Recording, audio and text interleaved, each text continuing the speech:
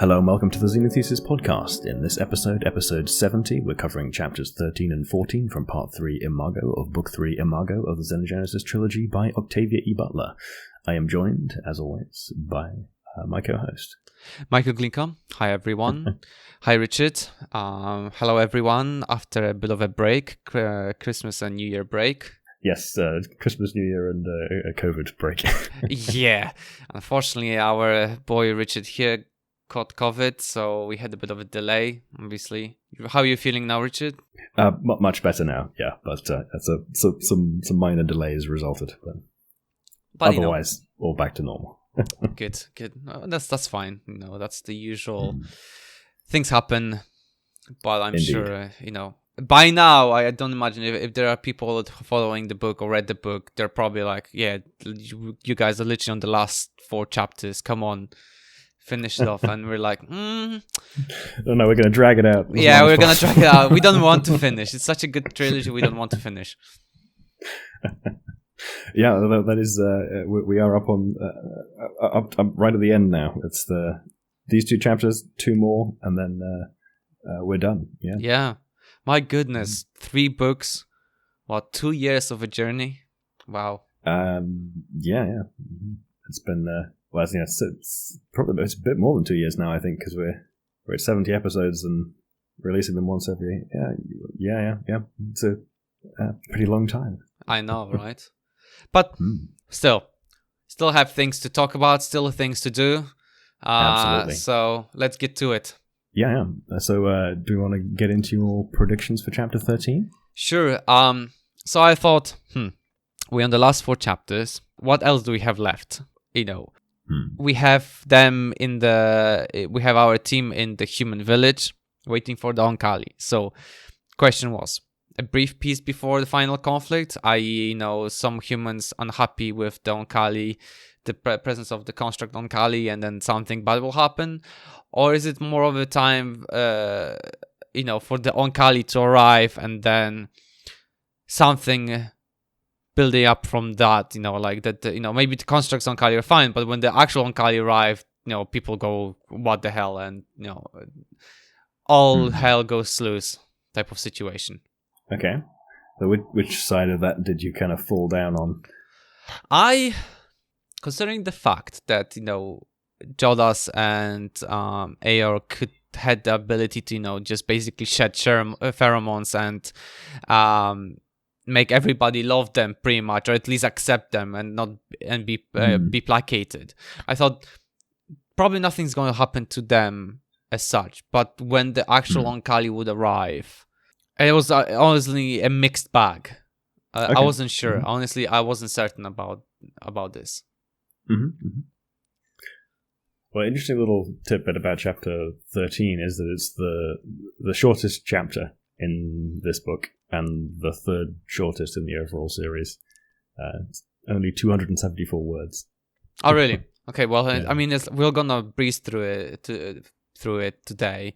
But yeah, let's get to it, and then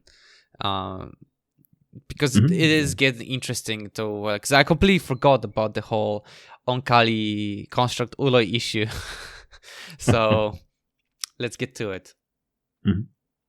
So in chapter 13, the team has decided, was not really decided, was made to stay in the village, otherwise they'd be shot. So, but it all started, pretty, well for them, because they started healing the gods from all the, the growths on them and any other issues related to their genetic defects. And then after the gods, the young people started coming because they, wanted to look normal, beautiful, etc. To be left without any all the tumors, sensory losses, limbs, paralysis, etc. Then the children were brought to be healed, and then when Jesusa went out and around her old friends and told them off enough until they actually all agreed to be healed. As usual, why would you have to suffer if there's an option for you not to suffer type of situation, which makes sense, right? We get a bit of about Santos, that he was healed as well. His nose was straightened up after how many times he got broken for speaking too much, and then as Jodah's promise, he made him to start growing, so he didn't have any dwarfism issues anymore. Although, that being said, there was no fixing of his tendency to run his mouth too much. So even Jodas was like, I've straightened up his nose. I wonder how long it'll maintain. He will maintain it being straight. So he may have restored his health, but he hasn't called his enthusiasm to speaking out too much. Yeah, restored the psychological injuries done, I suppose. Yeah. Yeah. Although it sounds like at least now that he's taller, he's not. People are less willing to punch him in the face, I suppose. Yeah. I guess maybe him being a bit, people having less excuses to bully him. He has less excuses to run his mouth. So I guess it's a win-win situation in this situation. Yeah, I mean, hopefully he'll be victimized less and warm up a little as a result. But then again, it's hard to change, an old dog. So old dog's behavior. So. No, although I imagine his social environment will be changing, so he may no longer find himself surrounded by people with a more kind of prejudiced attitude towards him in his context with a more Oankali society. Yeah. But yeah, so basically sort of the chapter ends with sort of the conclusion when after the first elder came, that elder was missing a leg and felt constant pain, I guess a phantom pain or something related to the basically loss of the limb. After Air treated them and regrew their leg, basically everyone else who was hesitant came to be healed. Even the most stubborn elders forgot how much they hated the Oankali, and the people seemed to love the constructs, and pretty much that's where the chapter ends, Very short, very sweet, very, slow build up to everyone being healed. It's a pretty high level kind of summary of the situation, and it seems like now the humans have their sort of independence on Mars, and the Oankali are kind of, bringing in their medical abilities, their ability to heal stuff. There's sort of an improving of relations, even if it's still somewhat kind of skewed in the power dynamic towards the Oankali. It feels a bit as almost sort of at a high level, and there is some commentary on colonialism we've seen on this book before. It feels a bit like it's sort of mirroring the end of the colonial era and a transition to sort of more amicable diplomatic relationships between the formerly colonized human nation and the Oankali, but with a definite continued elements kind of the equivalent of a neo-colonial relationship where it's no longer sort of actively hostile per se, but new and interesting ways in which the humans are still subject to the Oankali's influence. I mean, to be fair though, I feel like Octavia, it's probably, there's nothing new that I'm going to say, but it feels like that a lot of this is a lot of reference to the Native American situation in North America, right? So it's like,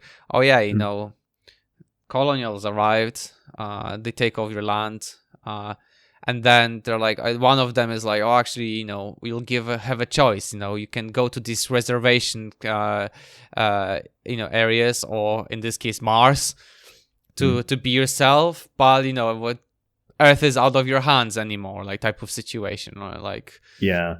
I mean, I think you could relate it similarly as well to the British in India or Africa or various other European powers in Africa, but the sort of Mars colony does definitely feel like it echoes the reservation concept more specifically in the North American context. But, but it's a way of tackling real life situations without actually talking about real life situations.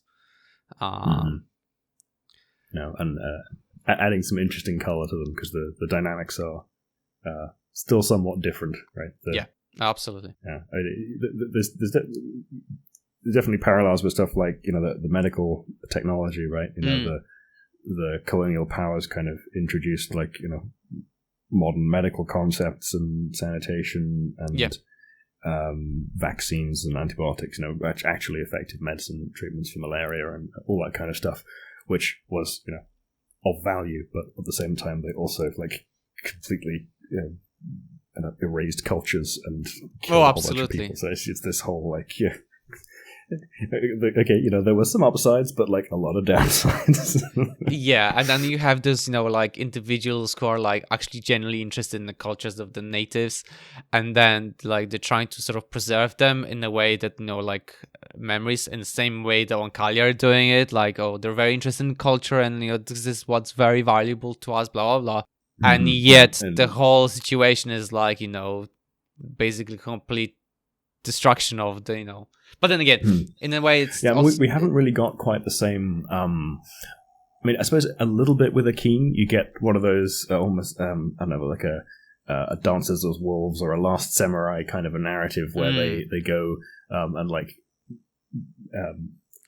come to appreciate the culture that their culture is erasing, but and then resist it. So I suppose that you do get a little bit of that narrative with Akeem, right? I think there's a bit of a parallel there, but we don't have. It's not quite as blatant as those two examples I mentioned. Yeah, you're absolutely right. You're absolutely right. But yeah, I it's this book, as many good books, like has many levels of. Issues that are being addressed in a way that there's nothing new, is there? Because like we've said this before, there's a lot of situations that Octavia Butler wanted to present, and it's obvious, it's pretty obvious, and some things are less obvious, some things are more, but still. Yeah, there's quite a lot of subtlety to what Octavia is doing in examining this stuff. I think, for example, one of the things that I find kind of interesting about the Oankali is I think they also kind of, a lot of people who read these books find a slightly more sort of sympathetic view with the Oankali on many points, that they agree with their like non-hierarchical structure, or they kind of take that at face value. And I think that that misses a little bit of commentary on the Oankali society themselves, because I think the Oankali are less perfect than they sometimes see themselves as. And they say that they're non-hierarchical, but there still seems to me to be a power imbalance between the Uloi and many of the other members of the Oankali society. And the Uloi are not very aware of this, right? You notice this in a lot of their interactions with people, and we've talked a lot about the Uloi's problems with consent, and they don't seem to be aware of the degree to which they kind of influence the mental processes of other people that they're interacting with, right? So, and I think there's a certain hypocrisy in the Oankali society there, right? They think of themselves as being better than the humans, and of being sort of more enlightened and having figured that out, and not being at all hierarchical. But I think there's when you give it a closer level of examination, I think there still exists in their society some of these hierarchical structures, and they're kind of a bit oblivious to some of their own problems. Oh yeah, which very much mirrors the colonial powers in the real world, right? They come in with this kind of arrogant, we know better attitude, but are sometimes oblivious to some of their own internal hypocrisy. Exactly. So I think there may well be some commentary there on the Oankali that not everyone necessarily picks up on. Yeah, no, you're absolutely right. And actually, recently I was thinking about it'd be great series. I mean, like to be digitized in a way of having a TV series out of Xenogenesis. And remember, we mentioned this a few times that there was supposed to be series being made on the first book, but I mean, yeah, those things, they get into like early stage of development, and then maybe they never go anywhere, and who knows? But yeah, because I checked the news, and it's like the last news is from 2020, so nothing has been heard since then. So yeah, I don't know. I don't want to jump ahead a little right now. We can come back to it at the end of the episode, but there was recently an adaptation of Kindred, one of Octavia's other books on Hulu. I was going to have a brief chat about that at the end. Sure. Let's get to chapter 14 prediction, and we can come back to it. Sure. So the chapter 13 was obviously a really nice short story about how the evil devils were suddenly, amazing and loved by everyone. Mm-hmm. And if the Oankali, started their approach with the constructs idea instead of like full-on assimilate or perish attitude, maybe it'd be better for the relations, type of situation, be honest for fun. But we've discussed this a lot before. Mm-hmm. So I thought that next chapters are going to be basically about the Oankali coming to the village. And I'll be honest here, I completely forgot about the whole idea that the whole book was about construct Oloi should not be taking place yet, but here we are. I completely forgot about this. It's been like, you see Jodah and Aeron is like, oh, they're all fine and everything. There's some issues they're having, but like, it just slipped my mind. I thought it would be more of like, oh, family coming over, type of situation, and blah blah blah. But yeah, it's. And so I focused on that more instead of the issues that the actual, construct Oloi shouldn't be here yet. Yeah, we do get that as a bit of a setup potentially for kind of the final couple chapters of that still being an issue, right? We're reminded here that the construct Oloi are not yet subject to the approval of the Oankali consensus. Yeah. Okay, well then let's start the chapter 14. So the first shuttles arrived without gassing anyone. Furthermore, there was no panic between the humans. Seems that there was. Again? Always a plus when you're not gassing anyone. Exactly. Yes. It seemed that there was enough trust for them and for the construct team to go and welcome the Oankali. So, there was like, okay, there are good guys, sort of. So, 7 families arrived, including Jodah's and Aer's family. They picked them up on the way from Kartak. The first person Jodah spotted was Tino, and to Oloi's own surprise, he wanted to hug him, a very human-like behavior. Like, Jodah then hugged Nikanj, but the old Oloi only tolerated it, didn't actively accept it, but, it used it as an opportunity to probe Jodah if everything is okay. Yeah, it's an interesting little difference there, right? Because the Oankali are very touchy-feely for the most part, right? They like getting in contact with one another, but the hug concept is a bit different. Yeah, yeah. They have I don't know, they make contact through their sensory tentacles, but they don't like hug per se. Yeah. But after checking that everything is okay with Jodas, Nikanj went on to check on Aer. The old Oloi then said that if they introduced them to, if they introduced them to their mates, they might forgive them. To which then Lilith intercepted and said they actually might not. But, everyone seemed to be happy to see their kids. Aer explained that they couldn't leave, otherwise they would be shot dead. But they knew that eventually Oankali would come. And, as I said, by not leaving, Aer meant that they'll be basically shot on sight. Yeah, I suppose they kind of decided not to leave the village. They could probably have gotten away with leaving at this point, right? Because, yeah, this probably be fine, but still, it was just probably better for everyone so they're there. They decided not to leave so that they could smooth things over enough that when the rest arrived, there wouldn't be any shooting or gassing, I suppose. Exactly. Is the, So, yeah. I just asked Francisco if it really would happen, i.e. shooting, but of course not. Jodas captured me long before it captured most of my people. Jodas clarified that no one captured anyone. They still want to go to Mars colony, but to everyone's surprise, Francisco said that he did, but maybe not anymore. And here's a short sentence from the book. He looked at me, then did something very uncanny. He turned and walked away. He walked quickly, would have gone back to the steep road up to the village if Agis has not spoken. I just asked if he has a mate, and he did, but an old woman who used to be fertile, but maybe she wants to have more children.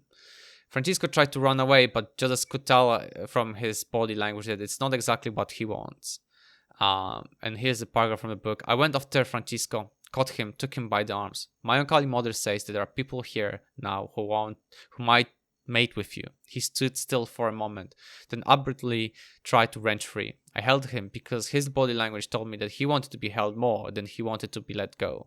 He was afraid and confused and ashamed and powerfully drawn to the idea of potential Oankali mates. Francisco wanted Jodas, basically. Jodah explained that maybe Ines could have his children with an Uloi as well, and Francisco loved that she was after him for a long time and wanted to do so. So Inez, to clarify, is Francisco's mate. Yes, that. Formerly formerly a fertile human who, yes. I assume something happened to her original partner, and now she's with Francisco, who's not fertile. Yeah. It's then when Francisco realized what Jodas and Ayer did. He didn't even mind constrict children. That's when he left, saying, "God damn you." Right, so this is where the point where actually Anaya realized that what Santini was talking about, that at this point you don't really have much choice anymore because of the pheromones have put enough effect on you that you're basically mind. What's the word? Controlled, whammy. I don't know. Yeah, basically, brainwashed. That's what I was looking for. Sorry. Brainwashed. Yeah. I mean, it has an interesting one, right? Because it's difficult a bit, I think, to quite get into Francisco's head on this point, and I think, part of it might also just be that. So, I had to note about it, the existence of the Mars colony, just the fact that there are now human lineages that will continue independently of the Oankali somewhere, might be enough for some of the resistors, right? It's that was the reason for persisting, the reason for having this colony, the reason for all of their suffering. And trying to sort of keep a pure human line alive, even with all of the compromises they made on that, that goal has now been met by someone else. The Mars colony exists, and so there's a sense in which they can. There's a burden lifted from them, right? They no longer have to suffer for that cause, and can accept some of the compromise that makes them feel more comfortable. Yeah. In more sort of physical and immediate terms than the more abstract and philosophical ones that they were previously concerned about. And that's probably definitely helped along by the pheromones and that influence of the sort of the seductive appeal of the Uloi. But that's the kind of a straw that broke the camel's back. Although it is kind of interesting that they the degree to which they trust the Oankali about the existence of this Mars colony. I suppose there are a few who are going to the Mars colony, possibly still. So, there's some who are still wanting that verification. But for Francisco, at least, it seems as though their word is sufficient. Absolutely. But it's. I still think that the colony, the Mars colony now, is obviously it was advertised, I guess, one way or another. If you want, there's just humans, you can come to Mars, right? But I feel like the Oankali would probably also filter who gets to hear about it or who gets to go, considering the fact that depending on how aggressive those people were before, type of situation. You know what I mean? I don't know. Yeah, it's hard. I mean, it seems as though the Oankali's sort of, I don't know, because their ethics is a bit hard to read sometimes, because they do often seem as though they at least want to like try and respect people's choices, but they don't seem very good at discerning what those are, at least for humans. Sometimes it's this whole like dichotomy of like what people physically want versus what they like psychologically want, and this kind of lack of like perfect alignment of those things in the humans, whereas the Oankali have that more in alignment, so they read people's like physiological signals and then just go with that, even if it's in tension with what they say or think that they want. Yep. So it's I think that leads to this sort of source of misunderstanding. That's kind of why they just like assimilated everyone to begin with, rather than giving them the choice. So maybe now they're a bit more aware of that, then they will like respect the conscious choices of people a little bit more, and let them go to Mars irrespective. But yeah, it's hard to say. So I suspect it'll probably be a mixed bag on that point. Yeah. But yeah, I guess continuing on this, that's when Lilith joins, wanting to touch Jodas and check on it. In their conversation, she said that Jodas has a rare gift of having people love him, even more than the pheromones can, produce the similar effect, right? Like that there's something in him. What I'm trying to say is always forget. It's been a while. It's been a while. I think before Christmas, I was much better remembering it. Yeah, we occasionally get called out on it, or misgendering the Uloi. We try and do better on that, but it's sometimes tricky to remember. So even though the much strong, it has some effect that people are more attracted to even without the effect of pheromones. That's what she was basically saying. Mm-hmm. And then she also came to introduce his grandparents, Nikandra's parents. Mm-hmm. Everyone get ready for the last time. Kaguya is back. But he's not being an asshole. That's the biggest surprise. It doesn't seem to be, being a pain in the ass or being unpleasant to anyone. It's it's being quite nice. And then of course our boy Chitaya, who we haven't heard of, after first book, who looked nearly human with the strange position of the sensory tentacles where the eyes, ears, and nose were. Mm-hmm. Our first physical encounter with an Oankali. Exactly. There's also Tadine, Kaguya's huge female mate, who's also chatting with Francisco. So it's the old gang is back together, which is nice. Except for Kaguya, he's still an ass. Even though in here he didn't say anything, he's still an ass. We don't like him. Yeah, it didn't get much of an opportunity to be an ass. It didn't get many lines. Yeah, so exactly. Good. Happy with that, direction. But the chapter ends basically with Lilith calling Jodas to go and get examined by other Oloi who came. There was already 3 of them investigating Aira, and the other 2 were just waiting to meet Jodas. Mm-hmm. And that's where the chapter ends. Yeah. And Lilith's little chat with Aor and Jodas was interesting. Jodas in particular,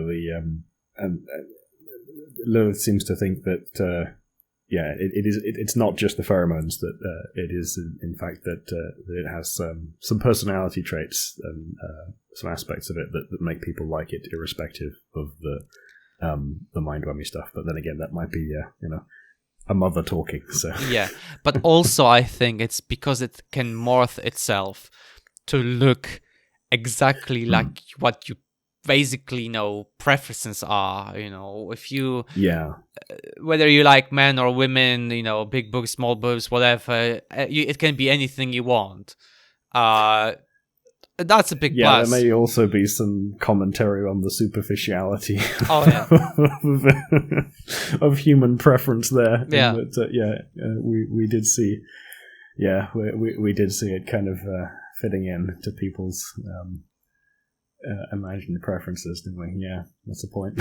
I mean, to be fair, like even recently, you know, for example, there was a study done saying that, you know, attractive girls in universities, their grades dropped because of the meetings and all the interaction was moved to Zoom, right, or online, basically any online, meetings, and that's during university. Really?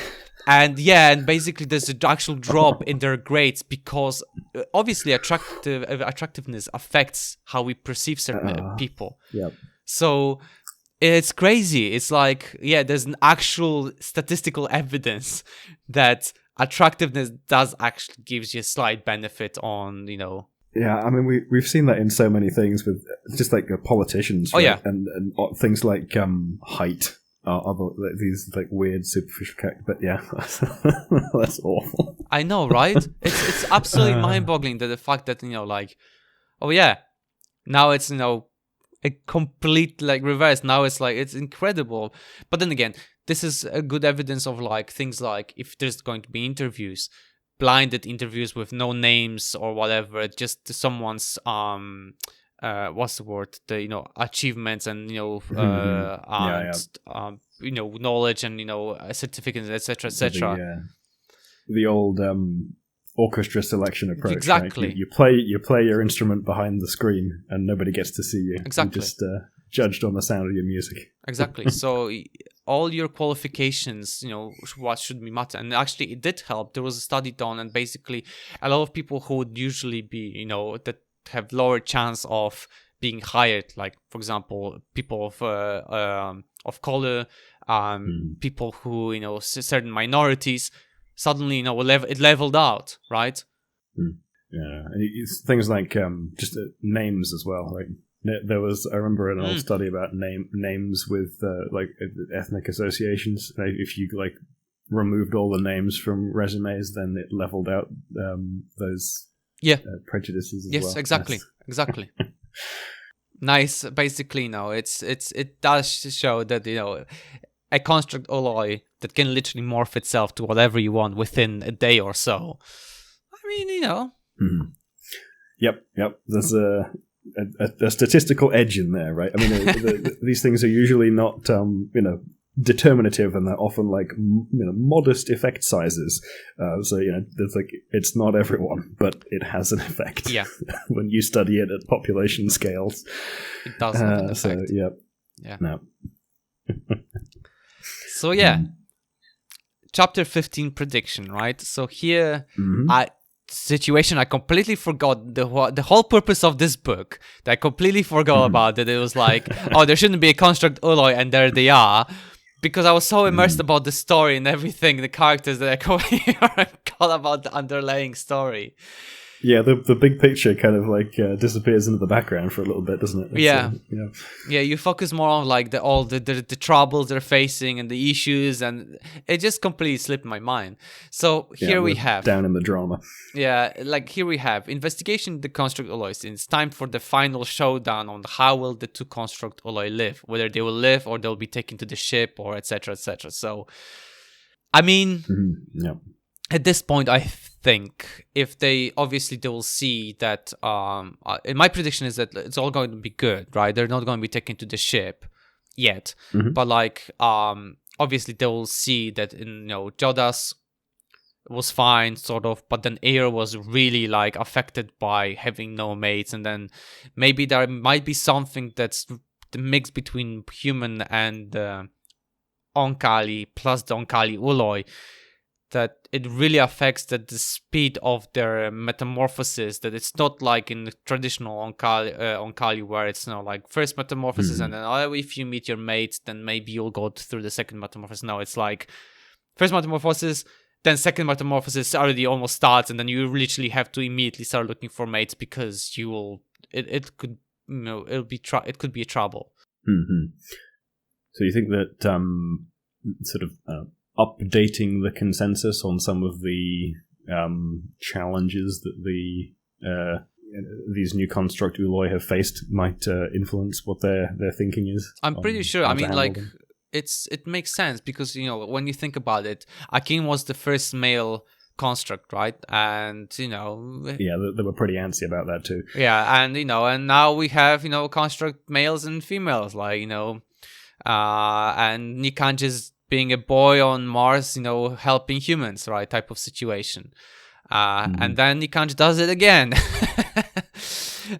Construct Ulois, and they're like, oh, okay, and then it seems to be fine, except for there's probably a bit of humanity in it that basically affects its development. It's probably a bit faster than what normal Onkali would be ready. I guess it probably will settle down after several generations of the constructs, as it in the story we know that after some time it just settles down, and we know there are certain characteristics that will take place. But same here, first might be like, oh, this is a bit of a shock, but then again, it's not that bad. So okay, yeah, it'll be interesting to see how that unfolds. I know.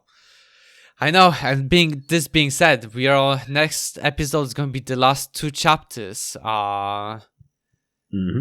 So yeah, we'll probably do as usual, the whole summary of the the whole section and the book, and then we'll go through all 3 books. We'll do a little bit of a retrospective over the series. So I imagine the next episode will probably be a bit of a long one. The last 2 chapters are relatively short. They're 1,000 words and 500 words ish, respectively.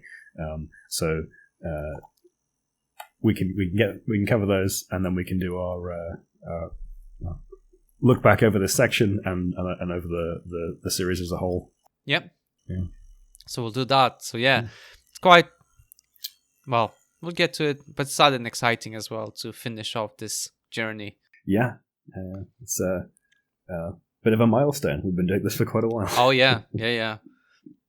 A lot of things happen. We do have plans to continue the podcast. We're going to be covering some other things. We'll let you know what those are. Yes. As we get to them. Yes. But we're not going anywhere. We have some interesting stuff. We have a lot of. There are some interesting books and some interesting trilogies and some interesting short books that we want to cover and sort of swap the rules around.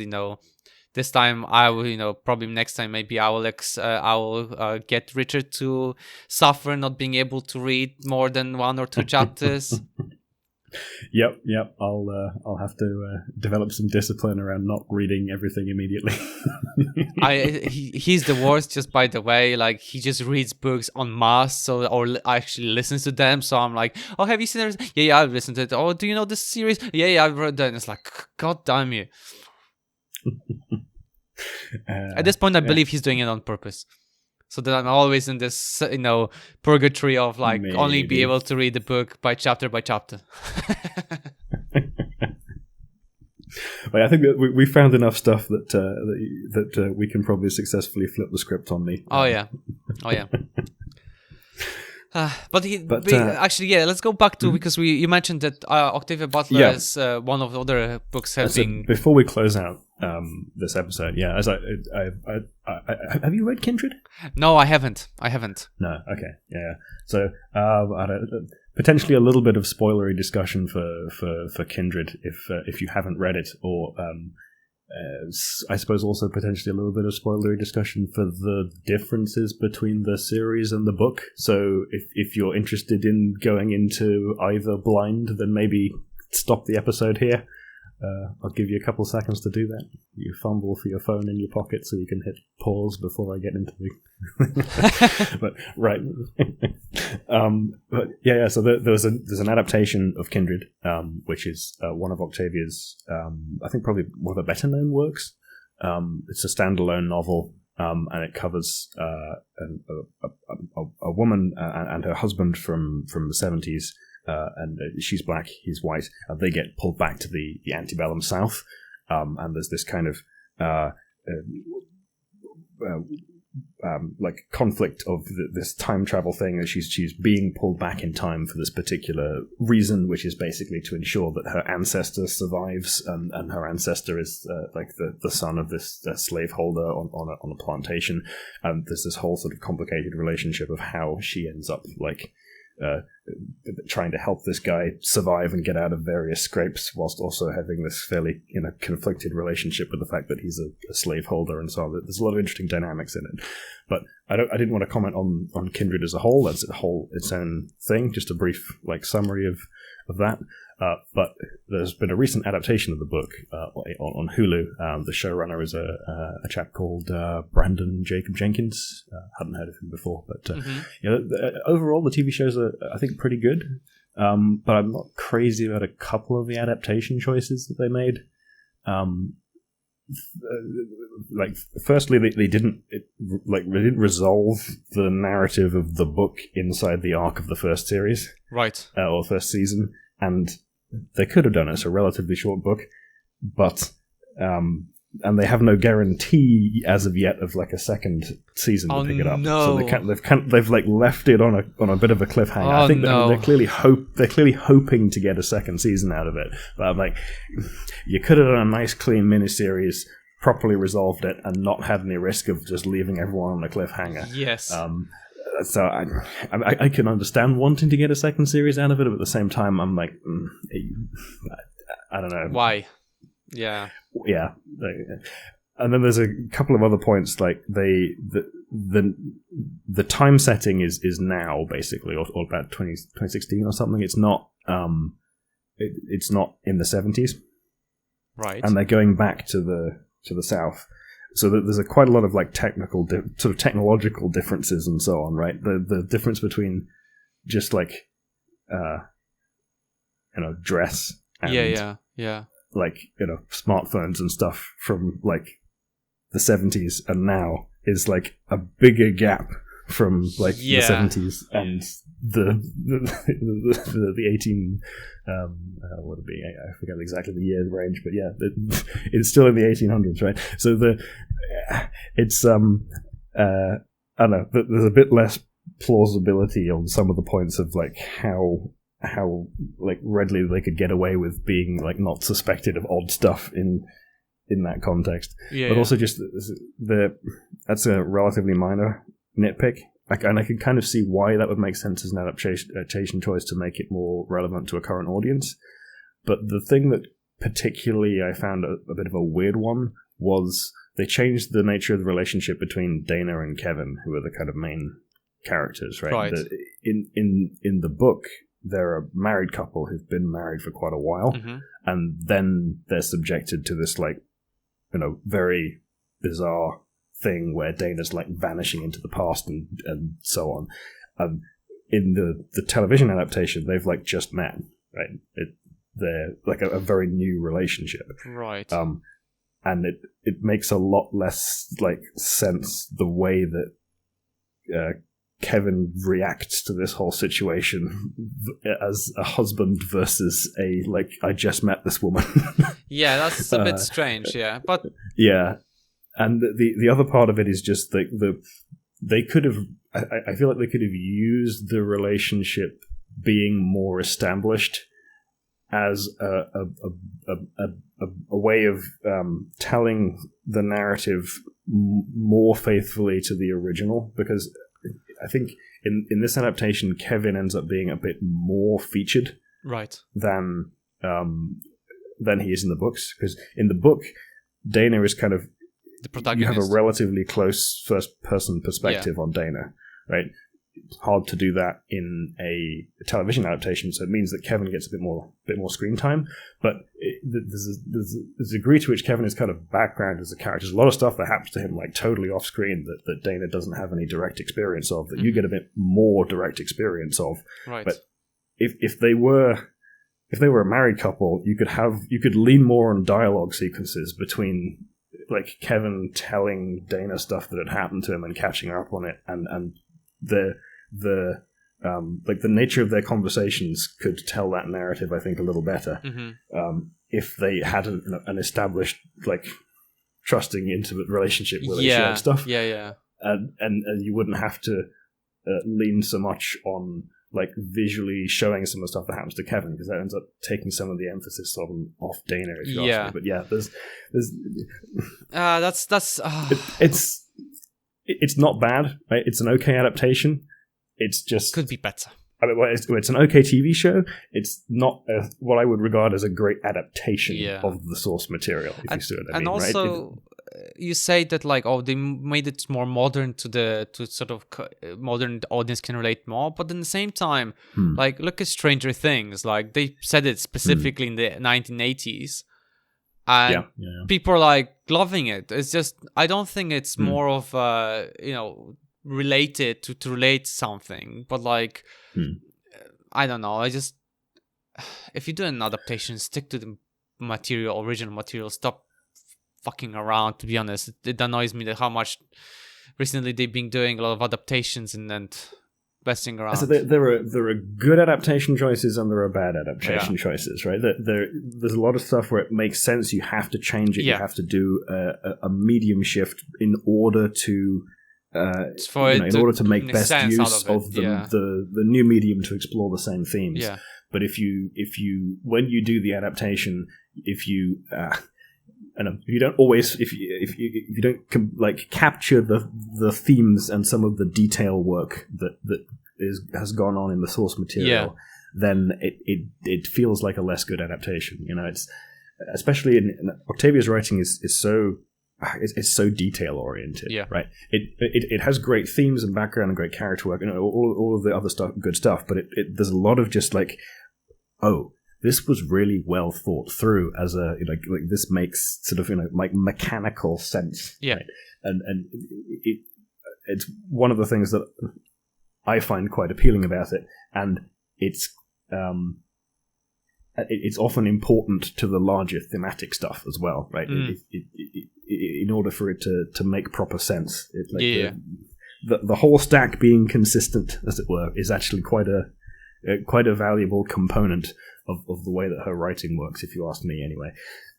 So if you try and just go for the themes and you drop some of the detail work, then you lose some of the essence of the way that she writes, if you ask me.